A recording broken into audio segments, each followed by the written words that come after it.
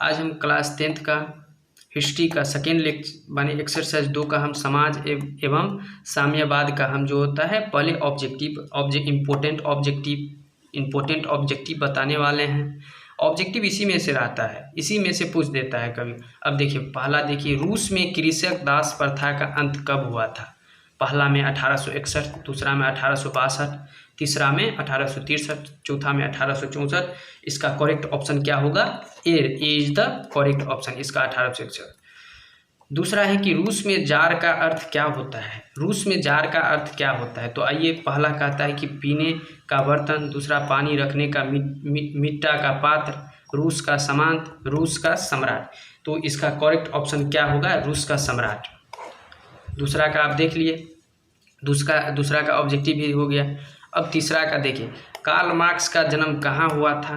पहला में है इंग्लैंड है, दूसरा में है जर्मनी, तीसरा में है इटली, चौथा में है रूस। तो इसका करेक्ट ऑप्शन क्या होगा? जर्मनी सके माने करेक्ट ऑप्शन जो होता है second is the correct option. तीसरा का इस प्रकार से देख लिए। अब चौथा नंबर देखिए, समाजवादी शासन का पहला प्रयोग कहाँ हुआ था? पहला में रूस, दूसरा में जापान, तीसरा में चीन, चौथा में क्यूबा।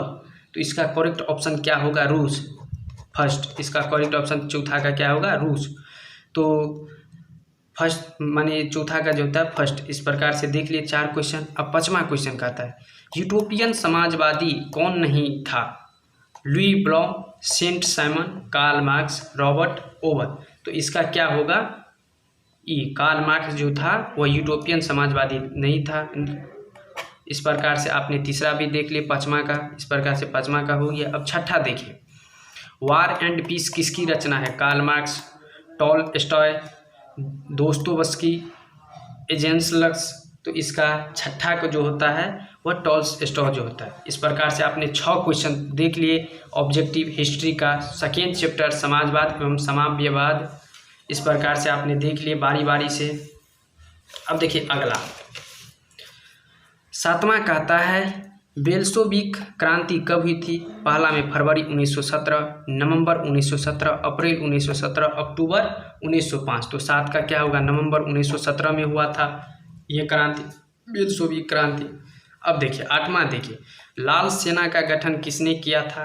पहला में है कार्ल मार्क्स, स्टालिन, ट्रॉट्स्की, किरोस्की। तो इसका 8वां का जो होता है 8वां का करेक्ट ऑप्शन जो होगा क्या होगा? ट्रॉट्स्की होगा। इस प्रकार से ये भी हो गया। Third is the correct option होगा 8वां का। लेनिन की मृत्यु कब हुई थी? 1921 ईस्वी में, दूसरा 1922 ईस्वी में, तीसरा 1923 ईस्वी में, चौथा जो था 1900। इसका क्या होगा? करेक्ट ऑप्शन क्या होगा? ये होगा तीसरा। लेनिन का मृत्यु 1923 ईस्वी में होता है। ब्रेस्ट लिटोवस्क की संधि किन देशों के बीच हुआ था? पहला है रूस और इटली, दूसरा है रूस और फ्रांस, तीसरा है रूस और इंग्लैंड, चौथा है रूस और जर्मनी। तो इस दोनों के बीच हुआ था, रूस और जर्मनी के बीच हुआ था, माने रूस और जर्मनी के बीच हुआ था। आपने इस प्रकार से 10 भी ऑब्जेक्टिव देख लिए। सॉरी यहाँ ये गलत हो गया, ये नहीं होगा। लेनिन का मृत्यु जो होता है वो 1924 ईस्वी में हुआ था।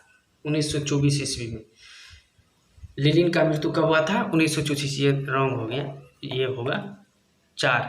1924 ईस्वी में हुआ था। इस प्रकार से दोस्त अब देखिए कुछ हम क्या रिक्त स्थान लेके हैं। रूसी क्रांति के समय वहाँ के शासक कौन था?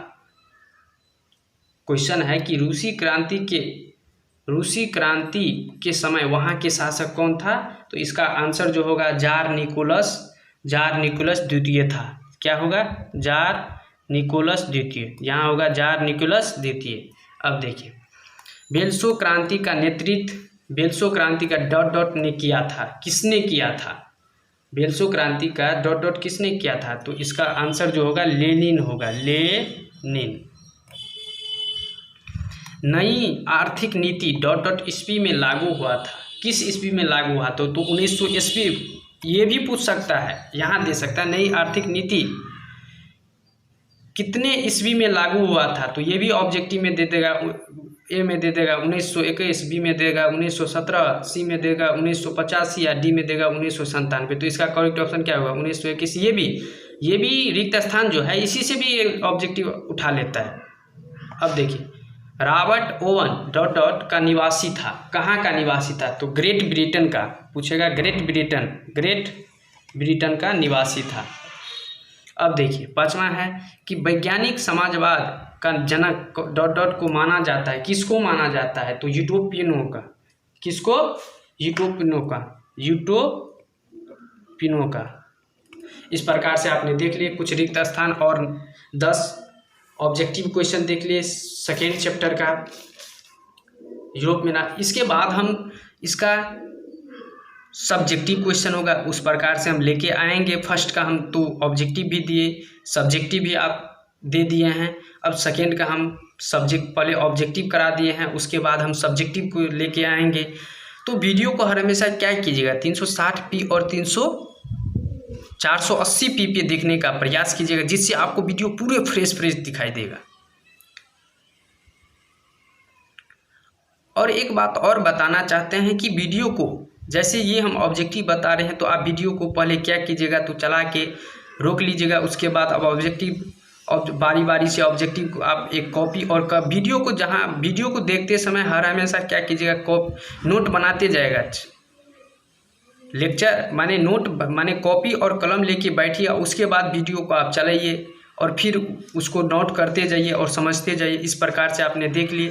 अगर दोस्त आपको वीडियो अच्छा लगे, सेकेंड चैप्टर समाजवाद एवं समाजवाद हिस्ट्री क्लास 10th का हम लेके आए थे लेक्चर। अगर दोस्त आपको वीडियो अच्छा लगे तो आप लाइक, सब्सक्राइब, कमेंट और शेयर जरूर कीजिएगा। फिर अगले लेक्चर समाजवाद एवं समाजवाद का हम सब्जेक्टिव लेके आएंगे। पहले हम हिस्ट्री का ऑब्जेक्टिव और सब्जेक्टिव करा देते हैं, उसके बाद हम इकोनॉमिक्स लेके आएंगे या ज्योग्राफी लेके आएंगे या सिविक्स लेके आएंगे। Thank you, best of luck.